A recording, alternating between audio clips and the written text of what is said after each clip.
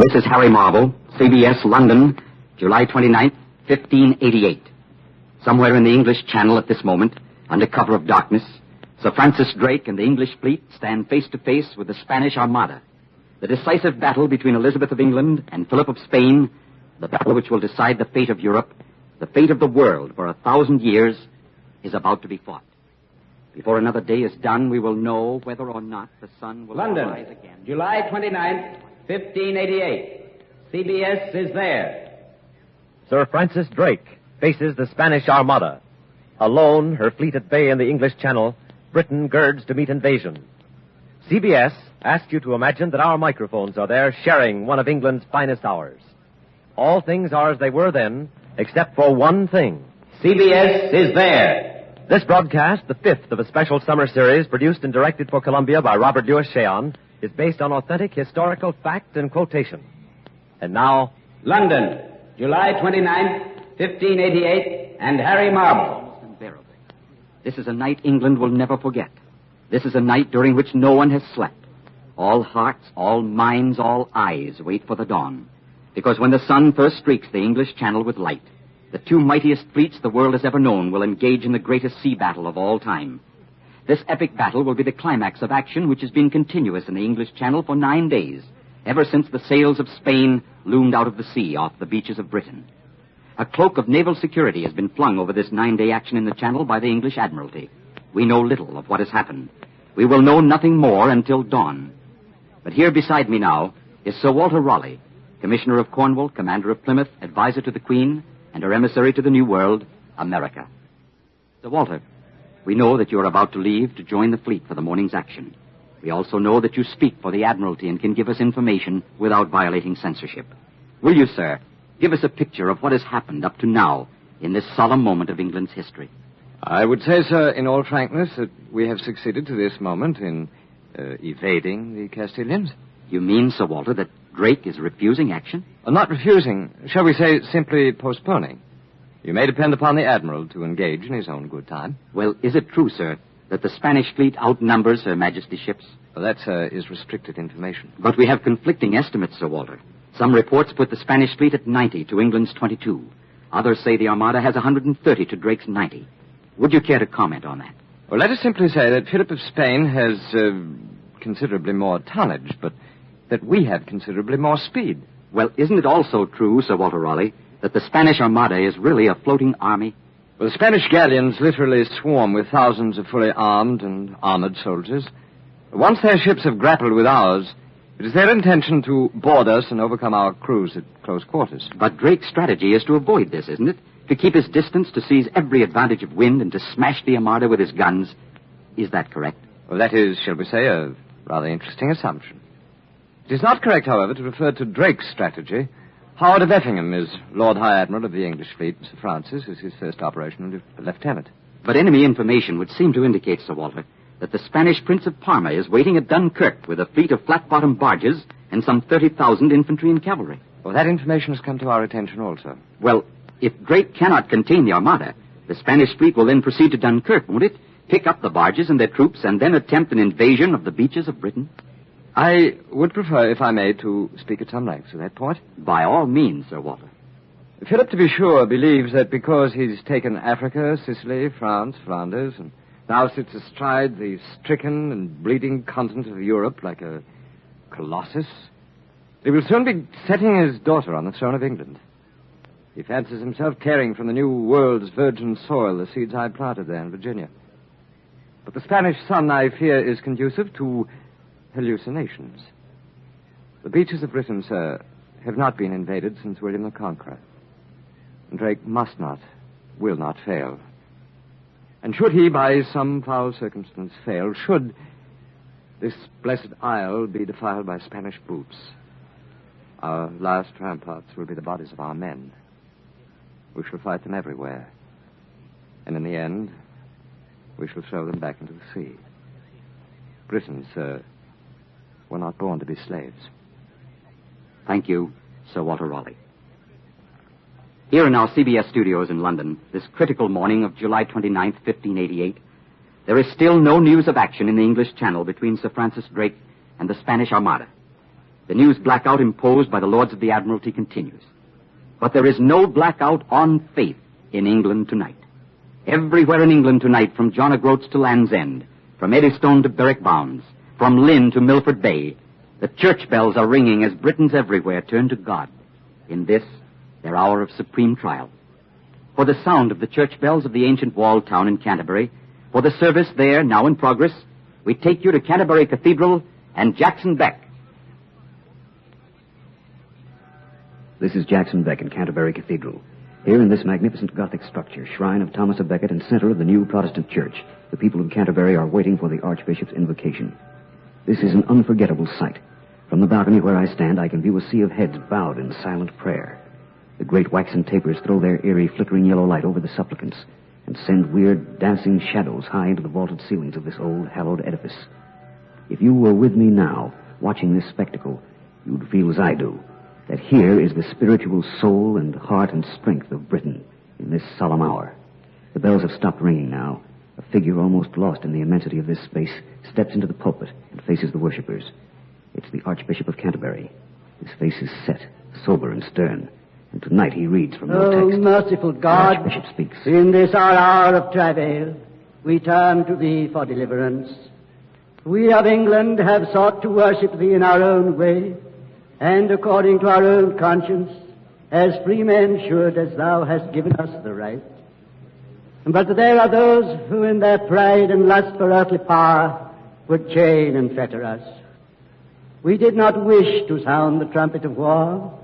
We did not wish to take up the sword. But having the issue thrust upon us, and treasuring freedom to worship Thee more than life itself, we rise to meet the hosts of the invader. We know that Thou wilt hearken to our prayers, O merciful God. We know that under Thy benediction and guidance, the enemy will be vanquished, and that we shall continue to worship Thee in Thy sacred house. Amen. How perfect is the Lord, His covenant is sure. The Archbishop of Canterbury has concluded his invocation. His words strike the keynote of England's stake of religious liberty in this war with Spain. The service here in Canterbury Cathedral continues with the singing of the Canterbury tune from Estes Psalter. This is Jackson Beck in Canterbury, returning you to Harry Marble at CBS London. This is Harry Marble. Still no word from the Channel, but England knows that her ships are ready for anything that will come. And in a shipyard now, somewhere in the British Isles, is a man who can tell us about them. He is Master Shipbuilder Andrew McTavish, and our CBS correspondent Ernest Chappell is standing by to interview him. Come in, Ernest Chappell. This is Ernest Chappell. Standing beside me in this shipyard somewhere in England is Master Shipbuilder McTavish. Aye, but I'm not a man for words. I build ships. So I'm told, Mr. McTavish. You had a hand in building Drake's flagship, the Revenge, didn't you? Aye. I had a wee hand in it. I helped put down her keel and set her beam, and I shaved her masts and hammered her planks, and I had to fling it to the spars and rigging. Here are the calluses on my hands to prove it. But I wouldn't have you think that I did it all alone. Nay, man, those other good lads here in the yard had a bit of her, too. Well, what does the Revenge look like, Mr. McTavish? Can you describe her? Well, I'll give you what information the census will allow. And like all the ships of the line, the Revenge is painted green and white, the colours of the House of Tudor. Mm-hmm. And she has the royal arms blazoned on her stern, and gilded British lions carved on her bow. The hungry lions this morning, hungry for Spanish meat. And how do you think she'll stand up to the Spanish men of war, Mr. McTavish? She'll dance. A bunny heel and fling around them. Now, you mark my word, though. And so the Triumph and the Ark Royal and the Swift Shore and the Victory and all the rest of Drake's beauties. They're faster and surer and swifter than the floating Spanish castles with their poop decks high out of the water. They're no ships for slaves, but for free men. And we, the men who built them, say this to you. Have no fear. They're no failing when this morning. Thank you, Master Shipbuilder Andrew McTavish. This is Ernest Chappell returning you to Harry Marble in CBS London. This is Harry Marble. Still no news from the English Channel. 4 million Britons in British homes are waiting for news, but none waits more anxiously than a Welsh mother in the village of Nantiglow, Wales. We take you now to Nantiglow and Michael Fitzmaurice. This is Michael Fitzmaurice in the home of widow Agnes Montgomery in Nantiglow. Nantiglow is a remote inland town in Monmouth Borough, far away from any city. And widow Agnes Montgomery's house is a humble one, with whitewashed walls, hard earthen floor, and thatched roof. How many sons do you have, widow Montgomery? 3 I had, and now but 1. This night he serves with Drake. And the other 2 boys? They were Bert and Hal. They too sailed with Sir Francis in bygone years. What happened to Bert and Hal? From Plymouth Sound, Bert sailed with Drake and good ship Pasha at Whitsuntide. He has never come back. He was found dead on the plaza at Nombre de Dios. A Spanish knife was through his heart, but his hands were clasped about a Spanish throat. And Hal? Hal fought, same as Bert, for Drake. He was taken of tropic fever at Dominica, aboard the Elizabeth Bonaventure. And so now is left to me only my last, my Alfred, who this day stands with Drake on the Revenge. Would I myself could take a pike or pull rope, but I am an old woman and weak, and I have naught to give, except my sons and my tears. And those I give. I hope Alfred comes back to you, widow Montgomery. God willing, let it be so. But if it be or not, he will not be found wanting when the time is come. He is a brave lad, and he sails and fights for a brave captain. Thank you, widow Agnes Montgomery. All England shares your faith in Admiral Drake. And in the Green Mermaid Tavern in Plymouth right now is a man who can tell us more about him. This is Michael Fitzmaurice in Nantiglow, Wales, switching you to the port of Plymouth and Frank Gallop. This is Frank Gallop in the Green Mermaid Tavern, Plymouth. The Green Mermaid is a typical English waterfront tavern, a pleasant and friendly place with its oak panels and deep bays, and the cavernous fireplace on which the great wood fire always burns. Here there is the smell of mellow ale and the salty sound of seaman's talk. And here, sitting across a rough-hewn table from me, is an old sailor, Boatswain George Spry, late of Her Majesty's Navy. You say you sailed with Drake, Boatswain Spry? I sailed the Spanish Main with him and through the Indies and to the New World of America.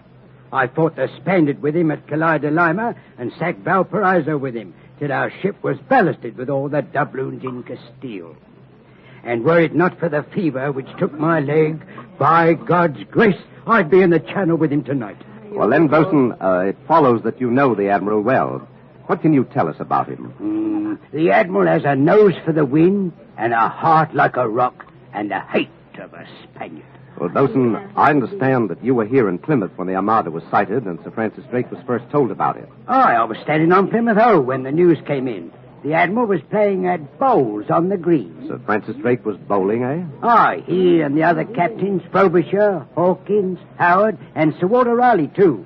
They were here for a council of war and having a bit of fun playing this match of bowls as pretty as you please when the news of the Spanish sail off the Lizard come in. What did the admirals do? Why, Frobisher and Hawkins and Howard and Raleigh, they were all for hurrying down to the water, but not the Admiral. No, not Drake. What did Drake do? Oh, steady does it, says he, calm and cool like. Let's finish the game. There's plenty of time to win the match and beat the Spaniards, too. And, did they finish the match? Aye, they aimed their last bowls, the winning cast was made, and then they went aboard and prepared for action with their hearts as light and their nerves as firm as they had been on the whole bowling green. Well, thank you, Boatswain Spry. This is an anecdote to inspire all England this anxious morning. This is Frank Gallop in Plymouth, returning you to CBS in London. This is Harry Marble in London. We have had a report from our CBS observer on the cliffs of Dover overlooking the English Channel. He reports a dull red glow somewhere in the direction of the two fleets. It is impossible to tell what this glow means. It may be an action. We don't know. On the other hand, it may be without significance. We repeat, our CBS observer on the cliffs of Dover has reported a dull red glow on the English Channel somewhere in the direction of the fleets of Spain and England. But there is no official indication that... Just a moment. I have been advised that you have been hearing another voice conflicting with mine. Yes. That is the Spanish radio. Radio Spain intruding on our shortwave transmissions. This intrusion comes from the powerful shortwave transmitter at Barcelona, with regular enemy propaganda broadcasts directed at the British Isles. The voice you of hear propaganda. is that of the The British truth. traitor The in the truth service of about Spain, that dull red Sir William glow in the Stanley. English Channel. Fortunately, we can cut out this interruption in a moment. But while we're shifting our shortwave transmission frequencies, you may be interested in hearing what Sir William has to say. Thank you, Mr. Marvel. I can now announce with complete accuracy that the Revenge, flagship of the English fleet, is on fire in the English Channel. The battered remnants of Lord Effingham's much-vaunted naval squadrons are fleeing northward in cowardly flight. The intolerable affronts which the seamen of England have offered Spain for 30 years are at an end. The capture of Philip's treasure ships, the raiding of his colonies, the open assistance to his rebels are finished. Britons, lay down your arms. Do not resist. In your very midst we have many friends. Yes, friends, Englishmen who will welcome us with open arms. Surrender and renounce heresy, and Philip II in his kingly mercy will be disposed to treat you with charity. If you insist upon reckless, mad intransigence, his regal patience will be exhausted. Your queen will be publicly beheaded. Shiploads of scourges will be sent to scour your backs. All adults will be either killed or enslaved. Thousands of Spanish witnesses will arrive to suckle your orphaned infants. That is the mean... This is Harry Marvel, CBS, London. We have now succeeded in clearing up the Spanish interruption. The British Admiralty has asked us to declare unequivocally that there is absolutely no confirmation to the report which Sir William Stanley, the British traitor, just gave you. The report is just another clever enemy propaganda trick by the Spanish to cause confusion and dismay in the ranks of England's defenders. As far as we here in CBS London are concerned, there is still no news of any action whatsoever in the English Channel. And now, after this unexpected delay, CBS, with royal permission and in cooperation with the British Broadcasting Corporation, takes you to a military camp somewhere in England where Her Majesty Queen Elizabeth, on this fateful morning of July 29th, 1588, is about to address her people over a national hookup of the BBC. The next voice you hear will be that of Bud Collyer, our CBS correspondent on the scene. Go ahead, Bud Collyer. This is Bud Collyer. I'm standing on the balcony of a castle, which is the headquarters of this rallying point of the British Home Guard. The Queen is expected momentarily. A flourish of trumpets will announce her appearance. She will come out on this balcony and speak to all England via the BBC microphones, but the great crowd below will also hear her voice through loudspeakers spread around the grounds. On those grounds now are thousands of the Queen's men in cassocks of pale blue, Kentish and Yorkshire broadcloth, and buckskin jerkins and canvas doublets, their helmets glinting in the light of the sun. It's the Queen, Queen Bess Gloriana. She's just come out on the balcony. The Lord of the Castle is with her, also her Secretary of State, Lord Walsingham. The crowd has seen her. They're cheering. Listen to that ovation.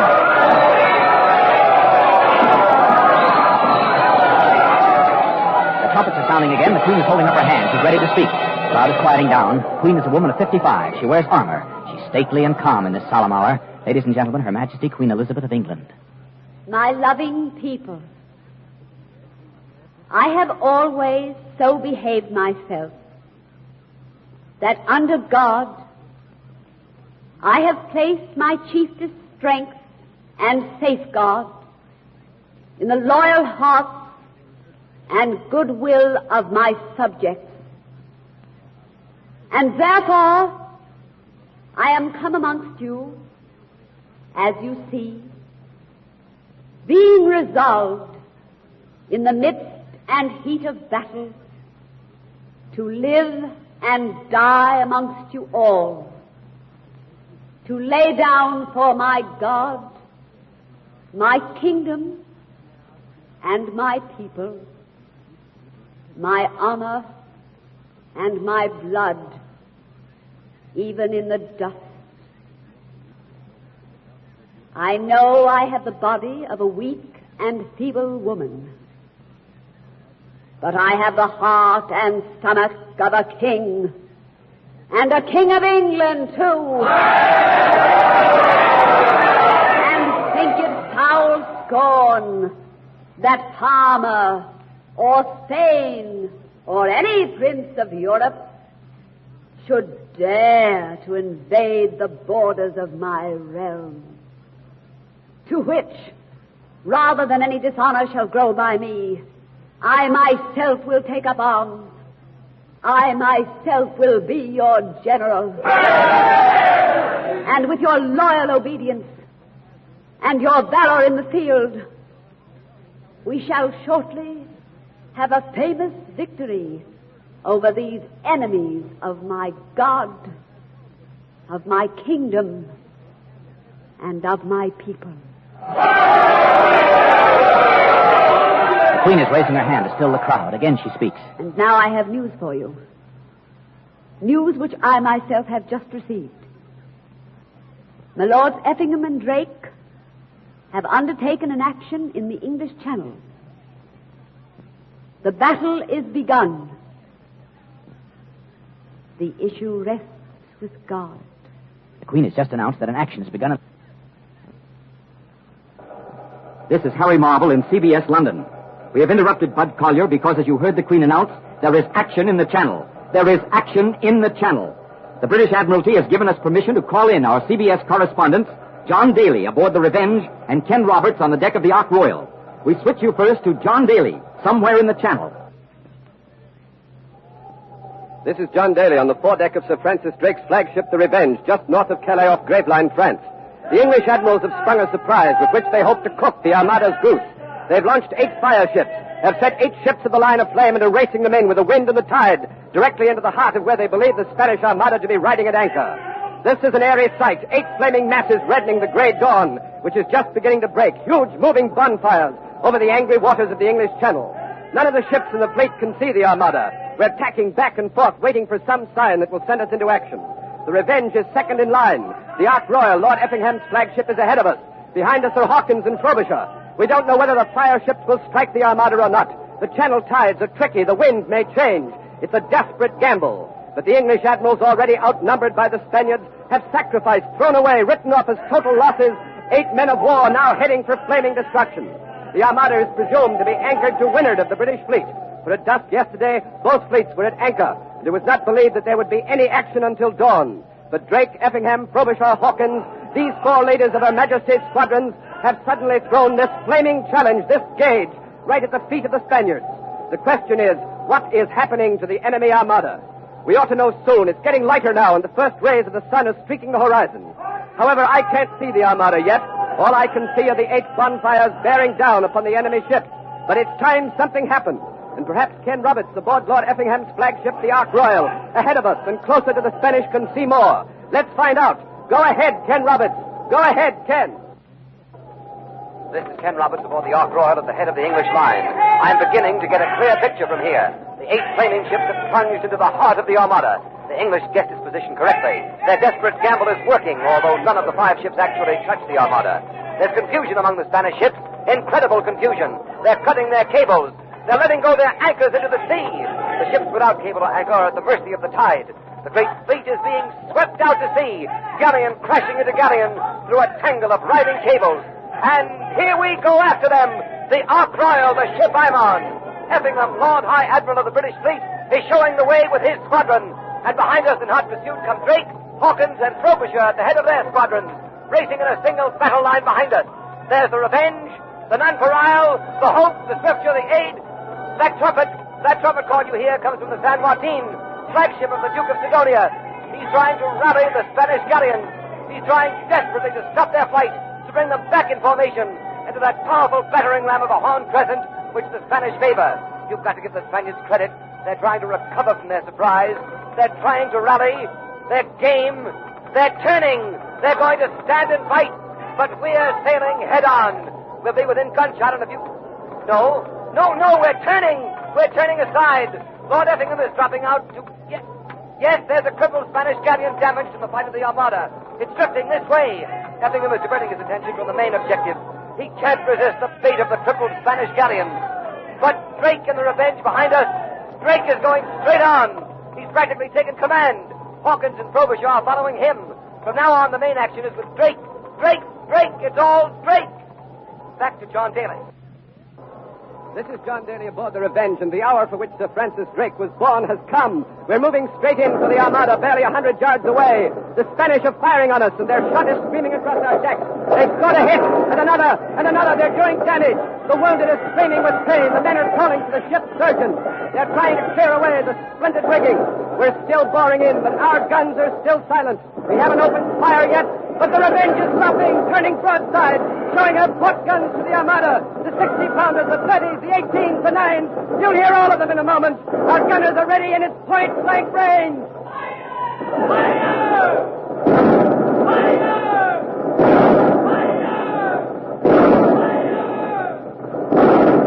We're out of range, but behind us, the ships of Drake's squadron following our lead are pouring broadside after broadside into the San Martin, the San Sebastian, the San Matthias, and Maria de la Rosa. Now comes Hawkins in the Victory leading his squadron, then Frobisher in the Triumph followed by his squadron. Guns flaming, enveloped in smoke. It's a shambles. The English fleet has suffered some hits, but the Spaniards have been raked and blasted. The smoke is clearing, and what a sight!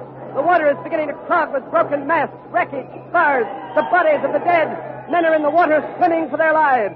I can see 3, 4, 5, 6 Spanish galleons listing and sinking, and there are more, many more. The Spanish ships that are still afloat have turned tail. The Armada is running, this time for good. Here comes the Admiral. He's just come down from the quarterdeck. Admiral Drake! Admiral Drake! Are you going after them, sir? Are you going after them? Hey! The Spaniard is running, and if he pauses, he'll be swept to leeward and scuttle off Dunkirk. We'll rake him fore and aft and fore again and again. We'll lay our helms to his dragging sterns and sink them, everyone. It'll be a long time before the Duke of Sidonia sees his orange trees at Samari Port. Hey, you men! Admiral, what of the Prince of Parma, Sir Francis? What of the Spanish invasion boats waiting at Dunkirk? By the grace of God and the good Queen's bless, my lad, England will not be invaded this day. Nor ever. You've heard Sir Francis Drake himself say that England has broken the Spanish Armada, that the danger of invasion is over. The Admiral is moving about his men, talking to the wounded, comforting them, seeing that they... July 29, 1588. Sir Francis Drake defeats the Spanish Armada, and England lives on. You have been listening to CBS Is There, the fifth in a special summer series of broadcasts of famous events. Next week, March 6, 1836, the defense of the Alamo. CBS Is There. CBS Is There is produced and directed for Columbia by Robert Ewing Sheon. Tonight's broadcast was written by Max Ehrlich. This is CBS, the Columbia Broadcasting System.